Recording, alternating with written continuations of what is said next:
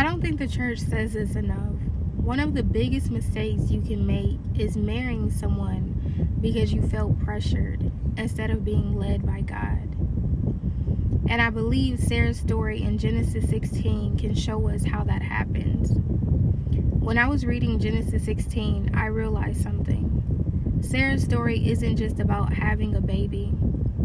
It's about what pressure can make you do. God had already spoken. The promise had already been given. There wasn't confusion.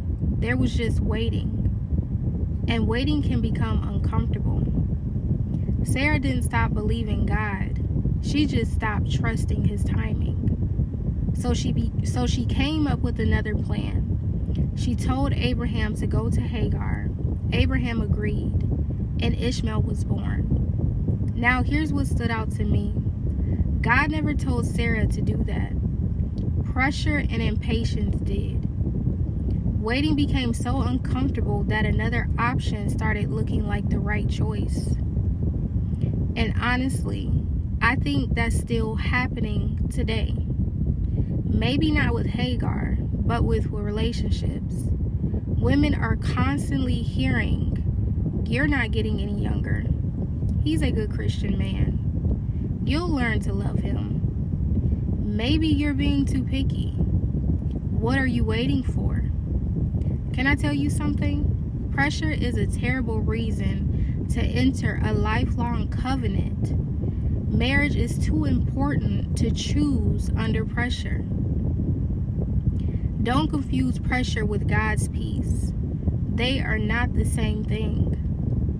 This is one of the reasons this story means so much to me. I've lived with the consequences of decisions that weren't mine to make. My brother and I have carried the weight of choices that were made before us. I've watched what unhealthy decisions can do to families. I've watched the conflict, the hurt, the ripple effects. And that's why I'm so passionate about telling my sisters this. Please don't let pressure make one of the biggest decisions of your life. The beautiful part of Sarah's story is this, though. Even though she got impatient, God remained faithful. The consequences were real, but God's promise still came through Isaac. That tells me something about God's character. Our impatience doesn't make him unfaithful, but that doesn't mean we should create unnecessary pain by getting ahead of him. Sarah taught me something. Not every Christian relationship is God ordained. Sometimes pressure puts people together. God never did. So my sister, please don't let someone else's urgency become your decision.